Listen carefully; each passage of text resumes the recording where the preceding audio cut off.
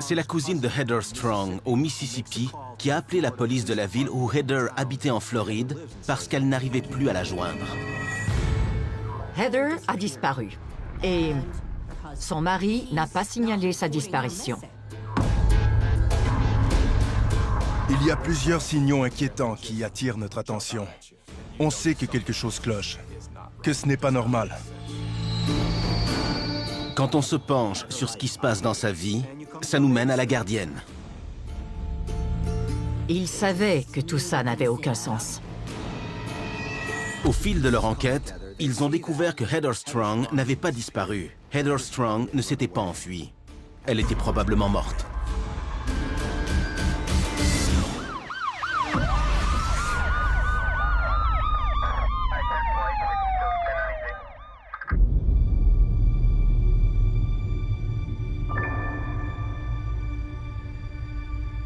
Heather Strong me rappelle ces nombreuses femmes, partout au pays, dont on ne parle pas, qui ne sont le sujet d'aucun livre et qui ne passent jamais au bulletin de nouvelles du soir.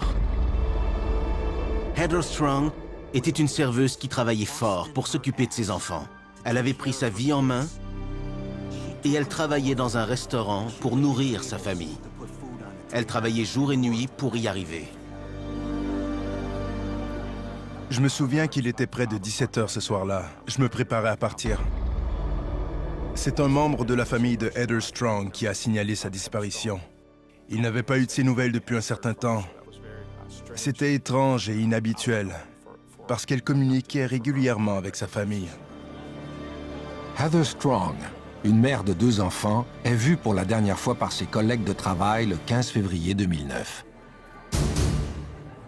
En début de soirée, elle termine son quart de travail dans un relais routier aux abords de l'autoroute 75 en Floride. C'est à partir de ce moment-là que sa famille perd tout contact avec elle.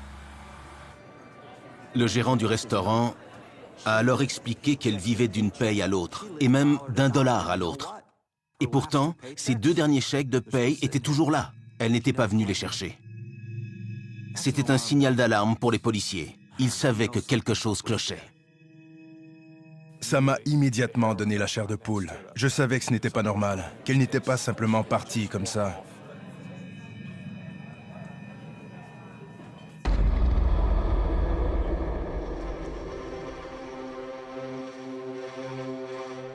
Le comté de Marion est réputé pour ses nombreux homicides. Il y a la réserve forestière d'Ocala et je n'ose pas imaginer le nombre de corps qui sont enterrés dans cette forêt.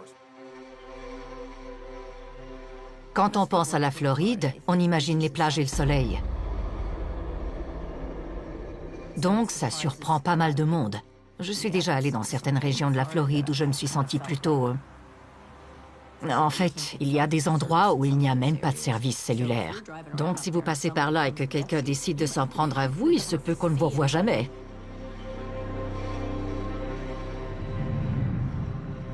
Heather Strong n'est pas originaire de la Floride. Elle grandit au Mississippi et elle y rencontre le père de ses 2 enfants, Josh Fulgham. Heather n'a que 15 ans quand elle commence à le fréquenter par intermittence. Ils étaient ensemble depuis très longtemps. Ils étaient adolescents quand ils sont tombés amoureux l'un de l'autre au Mississippi. Ensuite, ils ont déménagé en Floride. Et ils ont eu 2 enfants. Ils se fréquentaient depuis 10 ou 11 ans, quand ils ont finalement décidé de se marier. Heather aimait Josh. Ils ont eu 2 enfants ensemble. Sa relation avec lui n'était pas toujours facile, mais elle ne l'a jamais laissé tomber.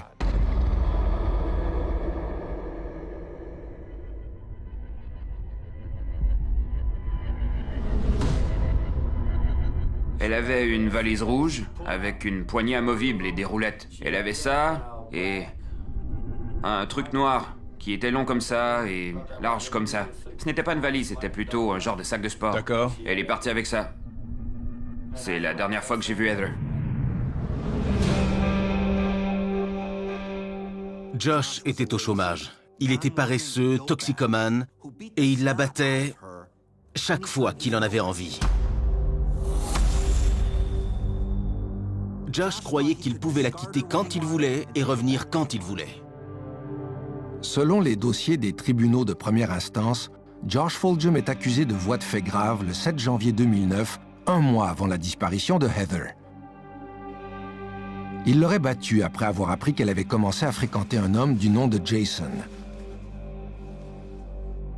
Mais Heather Strong retire sa plainte et Josh Fulgham est libéré. Il a passé 30 jours en prison à cette occasion, et il a eu le temps d'y réfléchir. Elle avait commencé à fréquenter un nouveau petit ami. Et ça énervait Josh. Est-ce que vous vous êtes disputé? Non, monsieur. Non, monsieur, pas ce jour-là. On s'est pas disputé ce jour-là. La dernière fois qu'on s'est disputé, c'est le soir où j'ai récupéré mon auto. De Jamie. Oui, monsieur. Et c'était au téléphone. Ce n'était pas en personne, c'était au téléphone. À ce moment-là, quand Heather a commencé cette nouvelle relation, je crois que Josh a réalisé qu'il l'avait perdue. Je crois que c'est ça qui l'a perturbé. Comme dans les séries policières telles que La loi et l'ordre ou New York Police Blues, l'enquêteur Buey fait pression sur Josh pour le forcer à avouer la vérité à propos de la disparition de Heather. Je sais pas où est Heather. Mais j'ai ma petite idée. Où? Au Mississippi, mais je sais pas où exactement. Foutaise. Non, c'est vrai. C'est pas vrai. Oui, c'est vrai. Tu sais que c'est faux. Non, c'est vrai. Achetez-nous des billets d'avion. On va y aller et je vais vous montrer où elle est. Alors pourquoi t'as rien dit depuis 30 jours? Mais j'ai pas besoin d'elle. C'est vous qui avez besoin d'elle, pas moi. Quoi? Je n'ai pas besoin d'elle. C'est pas moi qui la cherche, c'est vous. Ils ont appris qu'il avait la garde des enfants. Et ils lui ont demandé « Pourquoi n'as-tu pas essayé de communiquer avec elle? C'est leur mère, après tout. » Il a répondu « Je croyais qu'elle m'avait quitté. » Je pense qu'il savait que tout ça n'avait aucun sens. Elle a déposé les enfants. Elle est partie travailler et elle n'est jamais revenue les chercher. C'est ce que prétend Josh. C'était une femme qui aimait ses enfants plus que tout au monde. Elle ne les aurait jamais abandonnés. Les dossiers de la police indiquent que le soir de la disparition de Heather Strong, 2 personnes ont fourni un alibi à Josh Fulgham, sa mère et la gardienne des enfants, Emilia Carr. Ils sont allés frapper aux portes pour essayer de reconstituer cette histoire. Ils ont passé au peigne fin la vie de Heather Strong, tous les éléments de sa vie, et ça les a menés à la gardienne.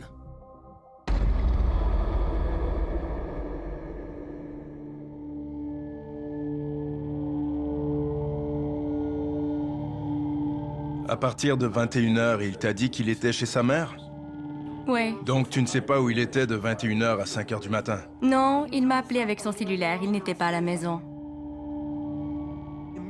Emilia Carr est ce genre de personne qui veut vous faire croire qu'elle est timide, qu'elle ne ferait pas de mal à une mouche, qu'elle n'est qu'une victime. Une femme qui a été manipulée par les hommes toute sa vie. Je n'ai aucune raison de souhaiter la mort de cette fille. Même s'ils étaient toujours ensemble, on avait une liaison, lui et moi. Ce n'était qu'une aventure. J'ai élevé mes enfants toute seule. Malgré le passé violent de Josh, je vous assure qu'il n'a jamais été violent avec moi. D'accord. Seulement verbalement. Elle s'éprenait d'hommes qui n'étaient pas faits pour elle. Elle a eu une relation quand elle était très jeune. Elle n'était qu'une adolescente. Et elle est tombée enceinte. Elle a eu 2 enfants. Je savais qu'elle avait déjà eu des démêlés avec la justice. Elle avait un casier judiciaire, mais rien de majeur. Emilia Carr, la gardienne des enfants de Heather Strong, nie savoir quoi que ce soit sur sa disparition. Mais les policiers ont vent de rumeurs concernant les mésententes entre les 2 femmes. En fouillant dans le passé d'Emilia Carr, ils découvrent qu'elle a eu une enfance difficile. C'est elle qui s'occupait de sa mère et de sa sœur. Et selon ce qu'elle a rapporté, à partir de l'âge de 5 ans, son père et son grand-père l'auraient agressée sexuellement. Elle a connu une enfance très difficile. Elle a été agressée sexuellement par son père et par tous ses petits amis et maris par la suite. Son père a fini par être accusé. Mais les accusations d'agression sexuelle furent abandonnées parce qu'il a été reconnu coupable d'avoir tenté d'engager quelqu'un pour les tuer. elle, sa mère et sa sœur, dans le but d'étouffer cette affaire d'agression sexuelle.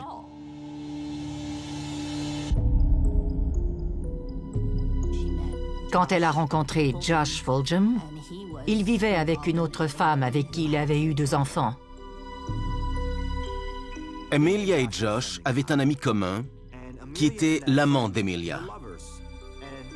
Emilia et son amant voulaient convaincre Josh de participer au tournage d'une vidéo pornographique dans laquelle il ferait l'amour à 3.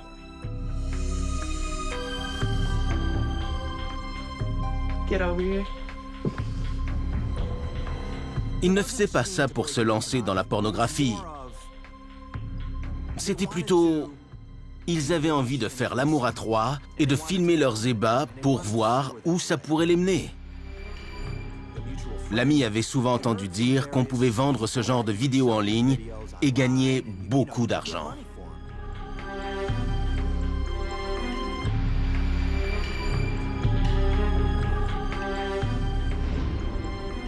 Des dossiers publics indiquent que le petit ami d'Emilia Carr se tue à 22 ans dans un accident de la route au Tennessee, 3 ans avant la disparition de Heather Strong. Josh s'est rendu dans cet état pour consoler Emilia.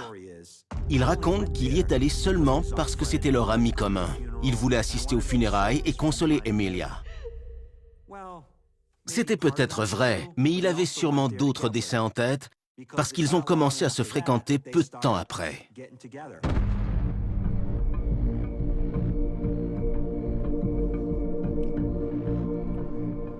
Leur vision d'une nuit romantique était de se rendre en voiture jusqu'au lac avec une caisse de 12 bières et de faire l'amour sur la banquette arrière. C'est ce que Emilia et Josh faisaient. Ils buvaient et ils faisaient l'amour.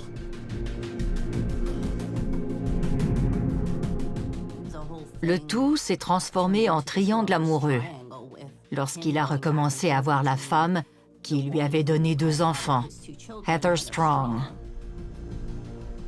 Avant la disparition de Heather, Emilia Carr est la gardienne des enfants de Heather et la maîtresse de son mari. Dans l'année précédant sa disparition, la situation devient encore plus complexe. Les rapports d'enquête indiquent qu'après avoir quitté Josh, Heather commence à fréquenter un autre homme nommé Jason que Emilia Carr a déjà fréquenté. Ce n'était pas un triangle amoureux, c'était un carré amoureux, parce qu'il y avait Heather Strong, Emilia Carr, Josh Foljam et Jason.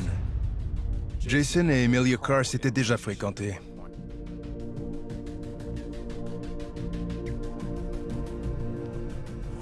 Et bien sûr, Josh et Heather aussi, puisqu'ils étaient mariés.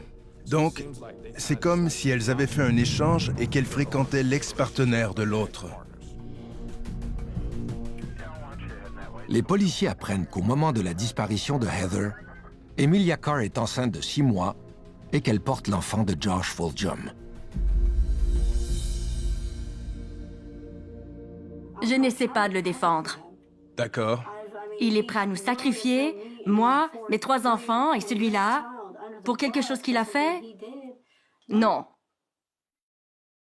C'est l'image que veut projeter Emilia Carr. Elle veut nous faire croire qu'elle n'est qu'une mère ordinaire qui a rencontré un homme épouvantable.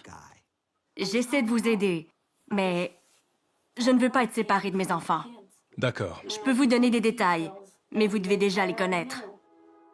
La vérité au sujet d'Emilia, c'est qu'elle est très dure.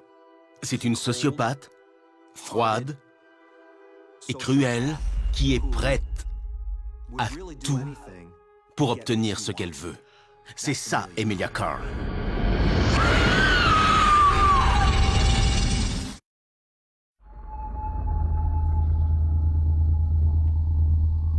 Quand on va dans ces quartiers, on voit la misère. On voit comment la crise financière les a affectés. Il n'y a pas beaucoup de travail. Le taux de chômage est élevé. Il y a de graves problèmes de toxicomanie, d'alcoolisme, de pauvreté. Ça se reflète dans les bâtiments.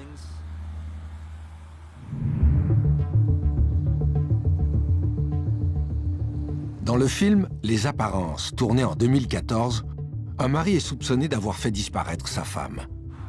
En mars 2009, un scénario identique se déroule dans le comté de Marion, en Floride. Un mois après la disparition de Heather Strong, la police interroge Josh Fulgham et la petite amie de celui-ci, Emilia Carr.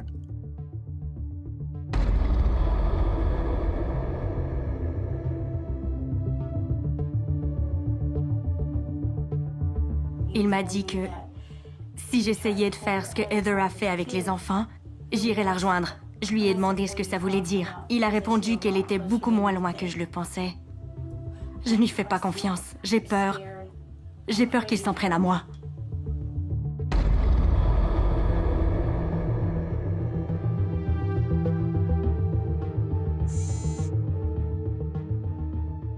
Écoutez, je sais pas ce que vous voulez que je vous dise. La vérité. Je vous ai dit la vérité. Non. Je vous l'ai dite. Cela faisait un certain temps que Heather avait disparu. Il l'avait épousée, c'était son mari. Pendant ce temps-là, il utilisait sa carte de débit. Et il n'avait toujours pas signalé sa disparition. Ça faisait presque un mois que Heather avait disparu, alors c'était louche. On savait qu'il y avait aussi une histoire de fraude, parce qu'il avait utilisé sa carte de débit personnelle sans son autorisation. Tu as volé son argent avec sa carte de débit. Non. Oui? Elle me l'a donné. Oui? Exactement, elle me l'a donné. Je t'ai dit non. Tu as volé son argent, c'est ce que j'ai dit. Elle me l'a donné. Non, tu l'as volé. Non, elle me l'a donné. Tu as volé son argent avec sa carte. Je me fiche de sa carte d'aide sociale. Ce n'est pas celle-là qui m'intéresse. D'accord. Je parle de celle-ci. Assieds-toi, assieds-toi. Je te parle de celle-ci. D'accord?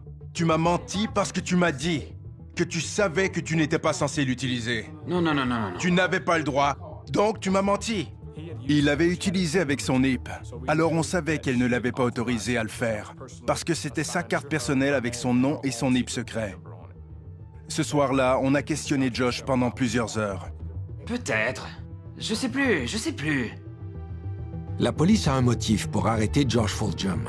Il a utilisé frauduleusement la carte de débit de Heather Strong. C'est alors qu'à la surprise générale, Emilia Carr refait surface. Les enquêteurs se demandent alors si d'une façon ou d'une autre, elle ne serait pas impliquée dans la disparition de Heather. Elle nous appelait constamment pendant l'enquête. On la faisait venir pour l'interroger, et dès qu'elle retournait chez elle, elle nous rappelait pour demander ce qui se passait. Si on avait du nouveau à lui dire. Emilia faisait son Emilia. C'était parce qu'elle voulait savoir s'il l'avait dénoncé. Elle s'attendait à ce que la police vienne lui dire « Il a dit que c'est toi la coupable ». Après l'avoir interrogée pour la 5e ou la 6e fois, les policiers se sont dit « Elle est impliquée. Elle doit être impliquée. Sinon, pourquoi elle ferait ça ?» Tu es de retour ici parce qu'on veut te donner une autre chance de dire la vérité. Elle aurait dû patienter. Mais au lieu de ça, elle harcelait les enquêteurs pour savoir ce qui se passait. Elle a tellement insisté qu'elle a fini par éveiller les soupçons. Emilia, je sais que ce n'est pas facile pour toi. Tu dois élever tes 3 enfants, tu dois aussi t'occuper de ta sœur, tu essaies aussi sans doute d'aider ta mère. Je sais que tu en as plein les bras. Je sais que tu voudrais aussi que quelqu'un veille sur toi. Peut-être Josh, je ne sais pas.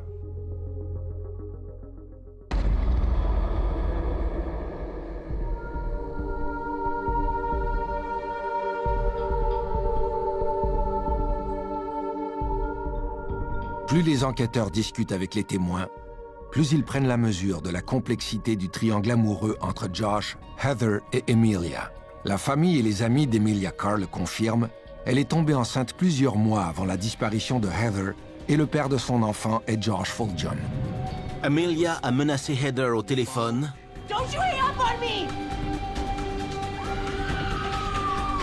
En personne. Josh terrorisait Heather. Et quand il s'est mis à fréquenter Emilia, ils l'ont fait ensemble. La famille de Heather Strong prétend que Emilia Carr et Josh Fulgham ont comploté pour faire croire qu'ils s'étaient séparés, afin que Josh puisse se réconcilier avec Heather pour obtenir la garde de leurs enfants. Emilia s'était persuadée que Heather voulait empêcher Josh de voir ses enfants. Personne n'allait faire ça à son petit ami. Cette petite garce allait le payer. Le plan présumé d'Emilia Carr et de Josh Foljam ne tarde pas à tomber à l'eau, puisque Heather quitte son mari pour se réfugier auprès d'un autre homme. Un mois plus tard, le 7 janvier 2009, Josh Foljam est arrêté pour avoir proféré des menaces à l'encontre de Heather au sujet de la garde de leurs enfants. Pendant qu'il est en prison, Emilia Carr serait allée chez Heather pour lui régler son compte. Emilia voulait que Heather écrive une lettre dans laquelle elle abandonnait toutes les charges qui pesaient contre Josh. À un moment donné, elles se sont disputées. Emilia aurait agrippé Heather par les cheveux, lui aurait mis un couteau sous la gorge et l'aurait menacée. Elle voulait qu'elle abandonne ses accusations contre Josh.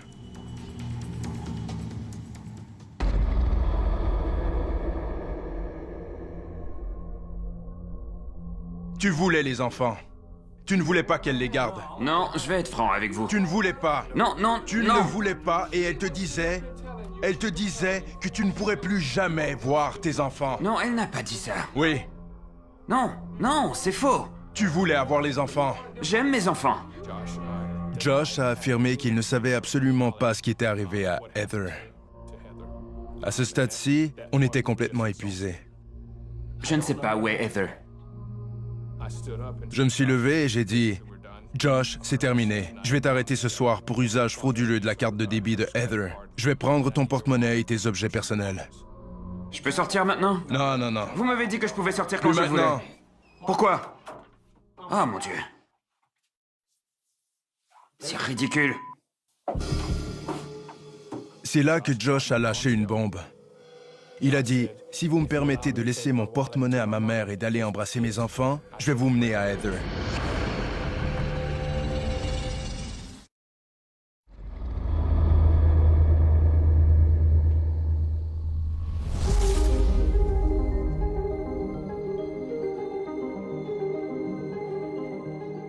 Au début, il n'a pas dit qu'il l'avait fait, il a plutôt dit quelque chose d'un peu étrange. Il leur a dit qu'il savait où était son corps.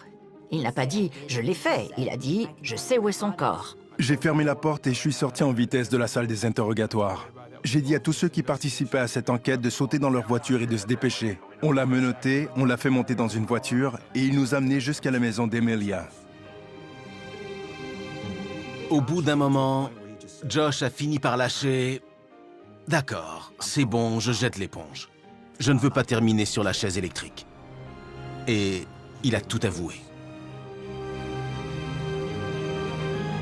Il leur a dit que son corps était derrière la caravane.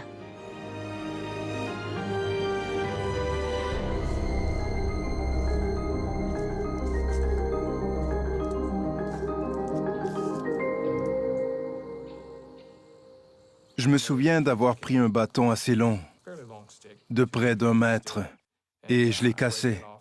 J'ai commencé à fouiller au sommet du tas de détritus. À force de fouiller, je me suis frayé un chemin et j'ai fini par atteindre le sol. J'ai appuyé un peu, il s'est enfoncé jusqu'à mes jointures.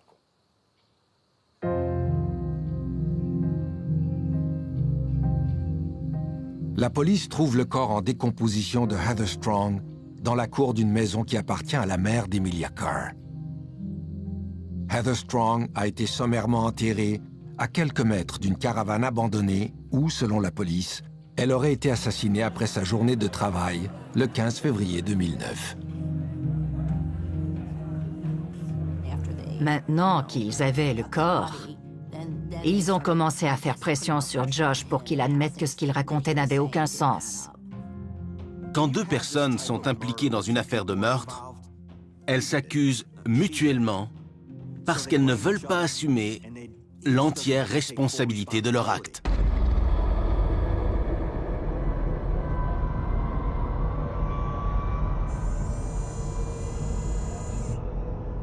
À quel moment as-tu creusé la fosse?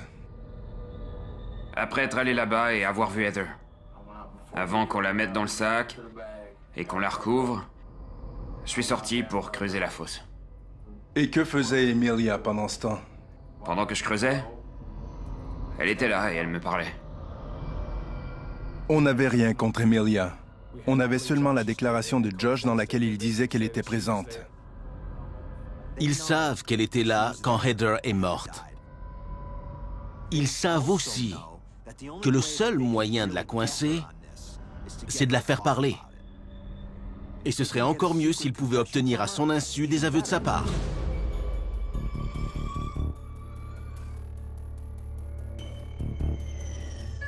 À ce moment-là, on a communiqué avec la sœur de Josh, parce qu'on savait qu'Emilia essaierait de la joindre. La sœur de Josh a accepté de collaborer parce que Josh lui a dit « Je n'ai rien à voir avec ça. Tu dois me croire. C'est Emilia qui a tout fait. C'est Emilia. » Donc sa sœur s'est dit que si elle pouvait faire avouer Emilia, son frère allait s'en tirer puisqu'il était innocent. Donc on a élaboré un plan. On allait les faire se rencontrer et les laisser discuter.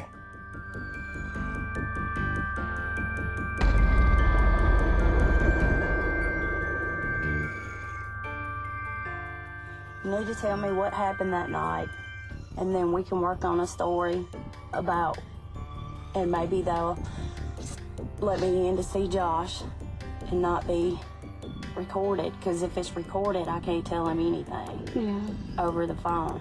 So, tell me what happened that night, because 3 heads are better than 2. Elle parle dans l'auto. Mais il y a un enquêteur d'un côté et un autre de l'autre. Donc, Emilia se doute vite de quelque chose. Et bien sûr, comme la sœur de Josh n'est pas policière, elle est nerveuse. Will you tell me, so I know what all Josh said was true? You told me from day one when I met you, you would always be honest with me. So what happened that night? What happened? Pretty much what he told you. All right, you tell me your version of it. Elle lui a dit que si elle voulait qu'elle aide Josh, elle devait lui dire la vérité. Et Emilia a répété que Josh devait se taire, qu'ils allaient s'en sortir seulement s'il se taisait. Because if he confesses to this, we both go down. You gotta think about her. I know. I know. And see, that's why they really don't think Josh did this. And they knew physically I wasn't capable of doing it. And they knew Heather wouldn't come within 5 feet of me. They knew that. Elle a alors dit, tu veux savoir la vérité? I can't sleep. I can't eat. I hadn't ate since Wednesday. So I want detail. I don't know if you can handle it, Michelle.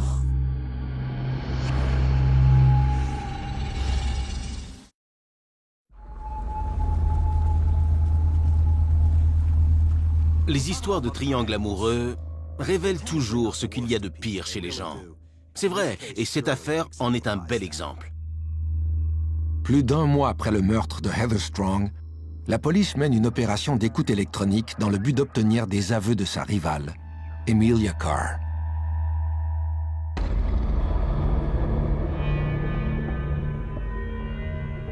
Details. As hard as you think it is to give me details or that I can't handle it, it's what we're gonna have to do so that we can get stories straight. How did it even all come about? Emilia a fini par craquer et elle lui a dit ce qu'ils avaient fait. Elle a commencé à décrire dans les moindres détails à la sœur de Josh ce qu'ils avaient fait, comment ils avaient attiré Heather dans la caravane. He pulled up.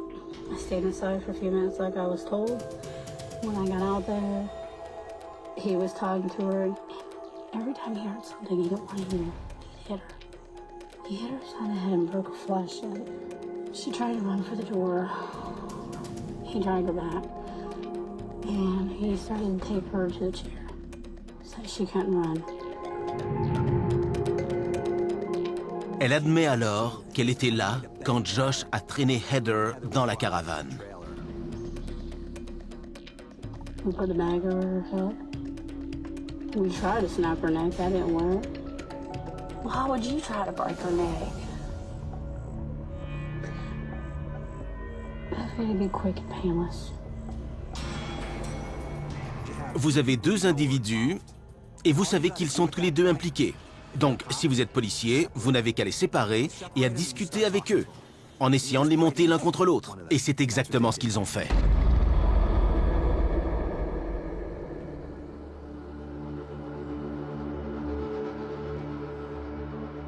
Je n'essaie pas de te monter contre Josh. Je suis franc avec toi. Je sais que tu étais là.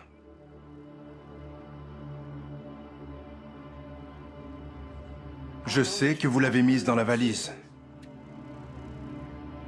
On est assis à côté ou en face d'une personne qui a commis un crime horrible. Et notre but ultime, c'est de pousser cette personne à nous dire la vérité sur ce qui est arrivé. Et non seulement ce qui est arrivé, mais pourquoi. Pourquoi c'est arrivé. Je sais que tu étais là, la nuit où elle a rendu l'âme. Je sais que tu étais physiquement dans cette pièce. Je sais que tu la touchais quand elle est morte. Je ne suis pas en train de te mentir. Ils s'accusaient mutuellement. Emilia disait que tout était la faute de Josh et Josh disait que c'était la faute d'Emilia.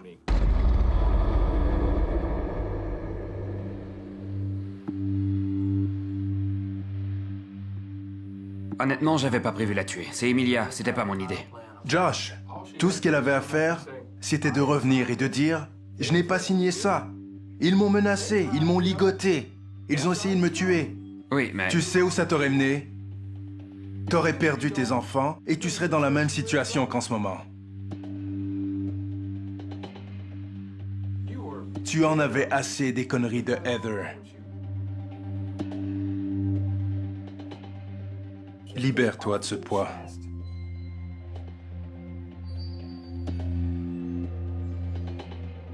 Ne laisse pas le monde croire que tu es insensible. Je ne suis pas insensible. Je ne pense pas à moi, je ne pense qu'à mes enfants. Je sais. Je me suis laissée entraîner dans quelque chose que je n'aurais jamais dû faire. C'est vrai, mais tu y as participé, à part égale. Ils sont allés dans une pièce pour parler avec Josh. Voici ce qu'Emilia m'a dit. Elle a parlé de l'acheter dans le lac et de laisser les alligators la dévorer. Puis, ils sont allés dans une autre pièce pour parler avec Emilia. Josh nous a dit ce qui s'était passé. Josh nous a dit que vous l'aviez attiré dans la maison. Il disait à Emilia, tu sais ce qu'il a dit sur toi? Et il lui mentait. Ensuite, ils allaient voir Josh, tu sais ce qu'elle a dit sur toi? Et il lui mentait. Après quelques jours de ce manège, la vérité a éclaté. Tu comprends ce qui se passe? Ouais, Tu comprends que tu viens d'avouer un meurtre? ouais, Un meurtre prémédité? ouais. Tu comprends bien? Qu'est-ce que je risque pour ça, la peine de mort? Je ne sais pas, Josh. C'est au jury de trancher. Est-ce que c'est vrai que tu étais avec Josh quand Heather a rendu son dernier souffle?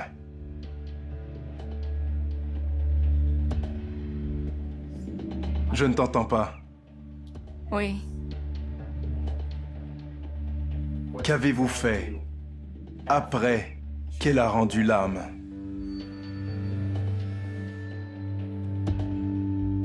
Je peux vous poser une question? Peux-tu répondre à la mienne? Si je ne réponds pas, vous allez m'arrêter, c'est ça? Je ne rentrerai pas chez moi ce soir.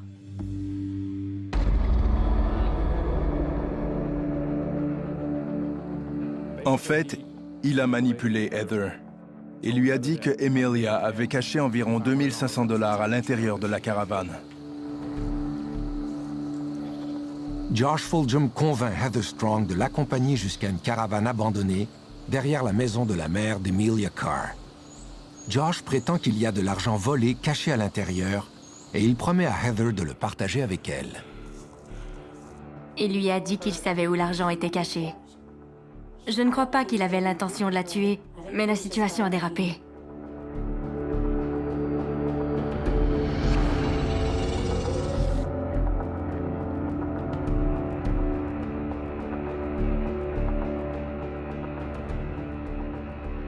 Josh a dit qu'il avait arpenté la caravane en faisant semblant de chercher l'argent caché. Puis il a dit à Heather, « Assieds-toi, il faut qu'on parle. » Heather a alors réalisé que quelque chose clochait. Et elle lui a répondu, « Non, je m'en vais. » Elle allait partir quand... Qui est apparu? Emilia. Emilia Carr déclare à la police qu'elle et Josh ont ligoté Heather dans la caravane dans l'unique but de lui faire peur et de la convaincre de signer un formulaire attestant qu'elle accorderait la garde de ses enfants à Josh. Depuis combien de temps c'était planifié? Pour être franc, à peu près... À peu près...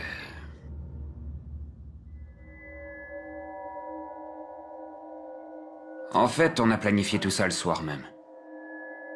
Mais il y a longtemps... Emilia est venue chez moi un soir, pendant que Heather était allée dans un bar. J'avais les enfants avec moi quand Emilia est arrivée. Ça fait très longtemps. Donc c'était planifié depuis longtemps. Josh nous a dit que vous aviez déjà parlé de faire quelque chose comme ça. On n'a jamais parlé de ça. Il dit que vous aviez tout planifié. À un moment donné, Josh a expliqué qu'Emilia ne pouvait plus se contrôler. Alors elle s'est approchée de Heather, elle l'a empoignée par le cou et a commencé à l'étrangler. Elle était enragée. Elle était derrière Heather. Elle était derrière elle. Oui, derrière elle. Est-ce qu'elle avait mis son bras autour de son cou pour l'étrangler, ou est-ce qu'elle lui pinçait le nez avec ses doigts? Qu'est-ce que... Je crois qu'elle lui pinçait le nez avec ses doigts, comme ça. Elle pouvait aussi la tenir par le cou. Il a mis sa main sur sa bouche et sur son nez. Je ne l'ai pas tué. As-tu mis du ruban adhésif autour de son cou? As-tu attaché le sac autour de son cou?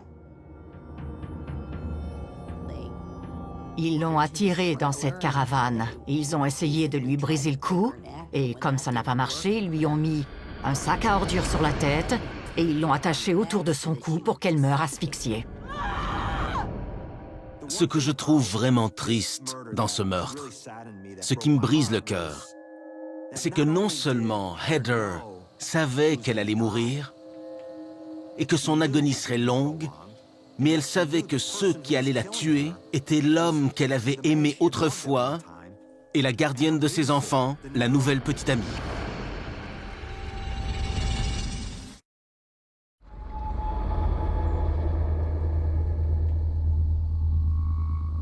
Je crois que c'était leur intention. Elle ne sortirait pas de cette caravane vivante. Comme dans une scène du film Les Enragés, Heather Strong a été brutalement assassinée dans une caravane abandonnée. Les aveux d'Emilia Carr ont été enregistrés à son insu par les agents du bureau du shérif du comté de Marion et Josh Fulgham les a menés jusqu'au corps de leurs victimes. Mais malgré tout, ils continuent de s'accuser mutuellement. Josh accusait Emilia et Emilia accusait Josh.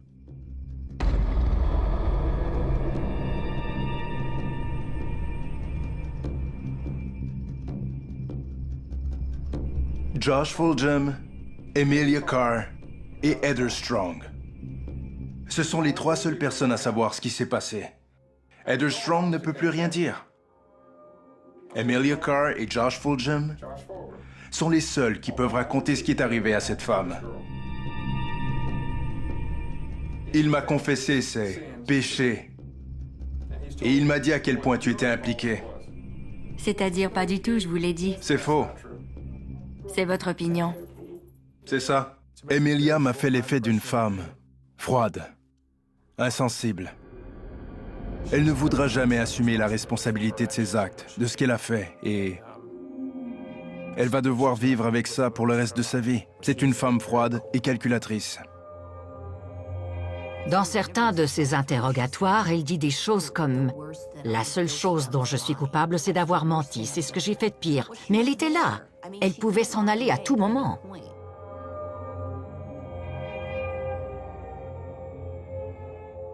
Beaucoup de choses que Emilia a faites avant ce meurtre me portent à croire qu'elle est le cerveau derrière tout ça.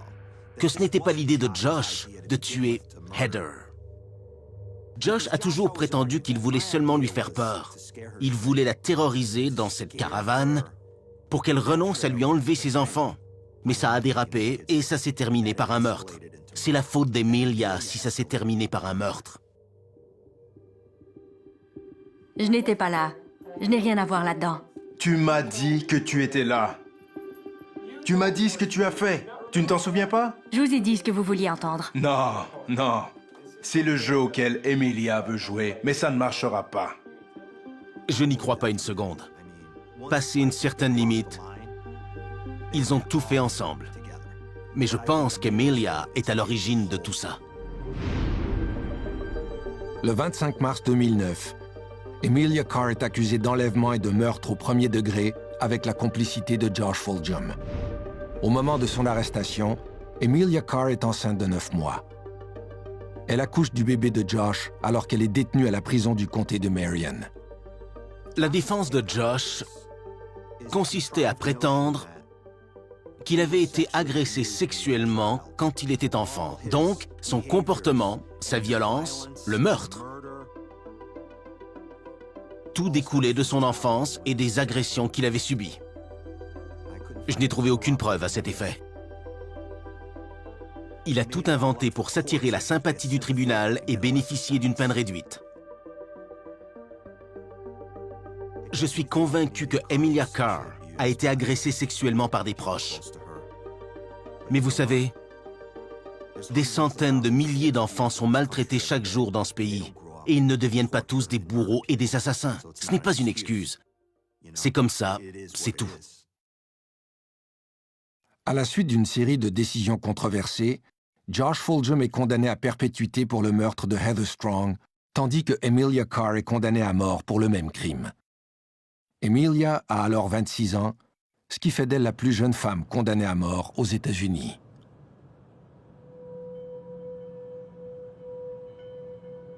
Quand est venu le temps de témoigner l'un contre l'autre, il fallait prendre une décision et Josh a parlé le premier. Il a accepté de témoigner. Pas elle. Elle pensait pouvoir s'en sortir. C'est l'erreur qu'a commise Emilia Carr. La condamnation à mort de Emilia Carr est maintenue par la Cour suprême de l'État, qui a noté que son quotient intellectuel était de 125, alors que celui de Josh n'était que de 81. C'était elle, le cerveau, même si elle prétendait que c'était plutôt lui qui l'était. Elle a un quotient intellectuel élevé. Elle est très intelligente. Alors on est en droit de penser qu'elle a joué un rôle plus important qu'elle ne veut bien le dire. Son jeu, c'est de dire « Pauvre de moi, cet homme est coupable et c'est moi qui suis accusé. » Il y a eu une véritable campagne en sa faveur sur Facebook et sur Internet. Libérer Emilia Carr.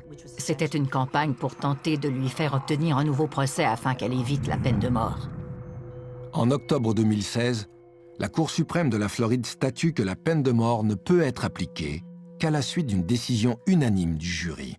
Les jurés s'étant prononcés à 8 contre 4 en faveur de la peine capitale, la condamnation à mort de Emilia Carr est commuée en peine de prison à vie. L'État de la Floride n'accordant pas de libération conditionnelle, Emilia passera donc le reste de ses jours derrière les barreaux. Dans cette affaire, c'est comme si on voyait un véritable tourbillon de violence dévaster la vie de Josh Foljam et de Heather Strong. On a eu de la chance dans cette affaire. Nous avions de belles cartes dans notre jeu. On a pu prouver que Josh et Emilia étaient coupables de ce qui était arrivé à Heather. Josh va devoir vivre avec ça le reste de ses jours. Mais Heather n'est plus là.